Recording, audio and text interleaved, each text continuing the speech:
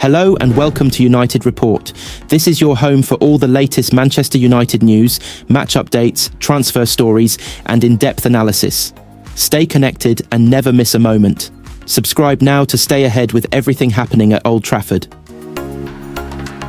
Manchester United may have to pay well over Francisco Trincão's release clause if they want to land the Sporting Lisbon star due to a complicated sell-on clause.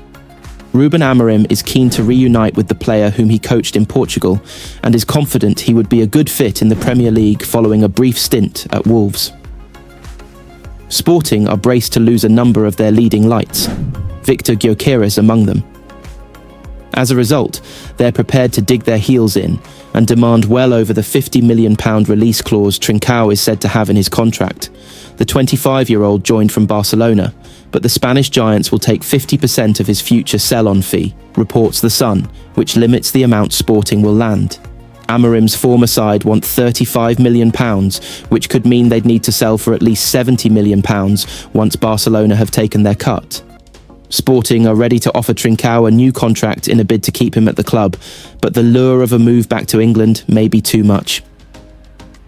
The issue for the Manchester outfit will be a lack of funds, unless they can win the Europa League, which would result in Champions League qualification. Unless that happens, the team are set for an all-time low finish in the Premier League, hampering their summer plans.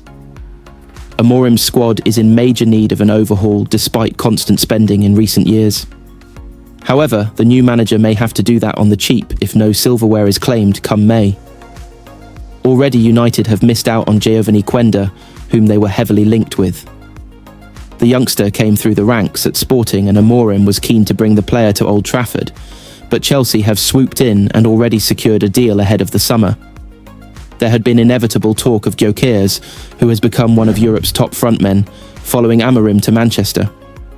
The Swede, though, is keen to play in the Champions League, which makes a move to Old Trafford unlikely. Amorim's only signing since joining the club has been Patrick Dorgu, who joined from Lille, with the player able to play the wing-back role that features in the new system. The United boss has stuck to his unique philosophy, which will require certain players if it is to be a success. That means several areas will have to be targeted in the summer, with doubts surrounding a host of United's players. The club's hierarchy were willing to listen to offers for almost the entire squad, including the likes of Kobbie Mainoo, such as their need to raise funds. In one sense, the international break could not have come at a worse time for Manchester United and their boss Ruben Amorim, bringing a halt to their recent momentum. A comfortable 3-0 win at Leicester City extended United's unbeaten run to 7 games in all competitions, their longest stretch this season, and continued their quiet resurgence under Amorim after a dismal start to his tenure. But after the victory at the King Power Stadium, rather than bemoaning the 2-week hiatus for internationals, Amorim welcomed the break because, as he put it, his players were at the limit. "We're going to use this window to rest and recover. It will be good," said Amorim. "When we return, it will be like starting from scratch." With United down in 13th place in the Premier League, their Europa League assault will define the remainder of their campaign and whether they can salvage something from arguably their worst season of the modern era. They return to action with a trip to 3rd place Nottingham Forest on April 1st, followed by the Manchester derby at Old Trafford 5 days later. Those 2 games will show whether Amorim's players can continue where they left off for the international break, or whether their recent revival was another anomaly in a season of unremitting turmoil on and off the pitch. After the derby against City, United travel to Lyon for the first leg of their Europa League quarter-final, a competition which represents their last chance of lifting a trophy this season, and more importantly, securing Champions League football for next term. Amorim may have tried to play down the importance of going all the way in the Europa League this season, arguing that trophies are not the most important thing as he continues to plot his overhaul of United. But Amorim knows the significance of European football at United next season, for financial reasons as much as prestige, particularly when set against the backdrop of the parlous position of the club, after co-owner Sir Jim Ratcliffe claimed it would have gone bust by Christmas had he not put £232.5 million of his own money into it. Failure to win the Europa League and secure a golden ticket to the Champions League would cost United up to £100 million in lost revenue. Champions League qualification is worth around £60 million, with an additional £20 million in bonuses, and prize money should they reach the last 16. United could earn up to £20 million from gate receipts for European home games, while their kit deal with Adidas includes a £10 million penalty clause for every season they are not in the Champions League. That is why, with United out of the FA Cup and treading water in the Premier League, the Europa League has assumed such importance and will also determine which players they are able to go for this summer as AMORIM continues his rebuild. If United can get past Lyon, a semi-final against Rangers, whom they edged out 3-2 at Old Trafford in January, or Athletic Bilbao awaits them, with a potential final showdown against Premier League rivals Tottenham on May 21st in Bilbao's San Mamés Stadium. With United too far down in the Premier League table to qualify for Europe, yet not low enough to be drawn into a relegation battle, everything hinges on the Europa League. Publicly, AMORIM may claim otherwise, but privately he knows the consequences should he and his players fall short. Manchester United's fortunes for the remainder of the season could rest on how well Bruno Fernandes is able to lead by example. The captain scored a crucial hat-trick against Real Sociedad in the Europa League and followed it with a big performance against Leicester City to send United into the international break with 3 points. Fernandes and his teammates have come in for criticism at times this term, not least from former skipper Roy Keane.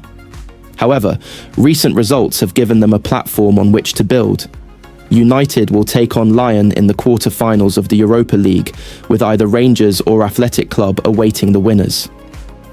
With Ruben Amorim's side now out of the FA Cup and 10 points below 7th-placed Brighton in the league, success in Europe represents their best chance of European qualification. The international break has provided an opportunity for some players to get a bit of a rest, while others have been busy for their national sides. Fernandes played the full 120 minutes for Portugal in their UEFA Nations League quarter-final, where they needed extra time to claim a 5-3 aggregate victory over Denmark. As we approach the return of domestic football, United's captain remains the subject of discussion. Here are Mirror Football's latest lines from around Old Trafford. Former Manchester United captain Brian Robson has been impressed with Bruno Fernandes' resurgence in the second half of the season, but still feels the Portuguese has work to do. I hope that he stays away from the rolling over when he gets tackled and that sort of thing, Robson said via BetSelect, but he's coming into his own as a captain. I think the manager has told him, "You've got to be a leader on the pitch." You can see him talking to people now, saying, "This is what we're doing because this is what the manager wants." He looks as if he's encouraging the players and saying, "You should be in this position or that position." I hope he keeps continuing to do that because you've got to. Roy Keane's former teammate Louis Saha has called out the Irishman over his recent comments about the current Manchester United crop. Saha told Genting Casino he would understand if Fernandes chose to leave United, having some in for significant criticism from the ex-captain. "It's interesting that Roy Keane has criticised him," Saha said. "I understand and I respect his point because he knows his position. He knows what leaders need to do. That's not easy when you are a fan. You criticise harshly. But I would still say it is harsh, because Bruno deserves respect. And as a human being, you make mistakes and all sorts. But I think he has too much weight on his shoulders, and at some point, he may consider other opportunities. Whenever he talks, I don't see someone that just wants to play for the club as much as he can. He is really loyal. He seems to be a very loyal player. So I do think that he will be likely to stay. Jadon Sancho is eyeing up a shock return to Borussia Dortmund, it has been claimed. Earlier in the week, it emerged that Chelsea are expected to exercise their obligation to buy the Manchester United star at the end of the season, but he might not stay at Stamford Bridge for long. According to Bild, Sancho has submitted a transfer request to his management in an effort to rejoin Dortmund for a third spell. The publication claims his desire to move back to Germany is growing by the day. Sancho made his senior debut with Dortmund after coming through the Manchester City Academy, scoring 50 goals in 137 games for the club before making a £73 million Manchester United switch in 2021. He returned to Signal Iduna Park on loan last season, playing 21 times for the Champions League finalists. Manchester United legend Brian Robson has urged Bruno Fernandes to cut out the play acting amid fears he's setting a poor example as captain. Despite Fernandes being in fine form with 6 goal contributions in the last 4 Premier League matches, there are concerns over his suitability as skipper. Robson, himself a former Red Devils captain, said he was impressed with how Fernandes had grown into the role, but insisted he still had 1 or 2 creases to iron out. "I hope that he stays away from the rolling over when he gets tackled and that sort of thing," Robson told the Manchester Evening News. "But he's coming into his own as a captain. I think the manager has told him you've got to be a leader on the pitch. You can see him talking to people now saying, this is what we're doing because this is what the manager wants. But he's coming into his own as a captain. I think the manager has told him you've got to be a leader on the pitch. You can see him talking to people now saying this is what we're doing because this is what the manager wants. He looks as if he's encouraging the players and saying, you should be in this position or that position. I hope he keeps continuing to do that because you've got to." He added, "If you've got a football brain and you're playing well, and the manager has made you captain, you've got to try and get the best out of the players around you and make sure that they do what the manager asks them to do. I think Bruno has done what I'd expect of a United captain, to a degree. Unfortunately for Bruno, the team hasn't been good enough to win as many or major trophies as Manchester United should win." After taking over the captaincy from Harry Maguire in 2023, Fernandes has been something of a bright spark in an otherwise gloomy period for the club. And while he's been far from perfect, Robson believes he's making a massive difference, with Ruben Amorim's team showing signs of improvement after winning back-to-back matches against Real Sociedad and Leicester City by 3-goal margins. He, Fernandes, has been in fantastic form in the last 2 months, Robson, 68, said. He is so confident at the moment. You can see it in his game. He's just loving his game at the moment, and he's making a massive difference. And that's what sometimes confidence can do. Players need confidence, and if they've got the ability, then it can make a major improvement on their game. Optimism aside, the Red Devils are still 13th in the league and have a tough run of fixtures coming up. Next week they face high-flying Nottingham Forest before welcoming neighbours Manchester City to Old Trafford. After that, they have a clash with Carabao Cup champions Newcastle, sandwiched between both legs of their Europa League quarter-final clash, with league giants Lion Fernandes is currently enjoying his most prolific scoring season since netting 28 goals in the 2020-21 campaign, having already scored 16 times in all competitions this term. He's just 5 away from hitting a century for United, which would put him on par with Robson, who scored 100 goals in 465 appearances for the club.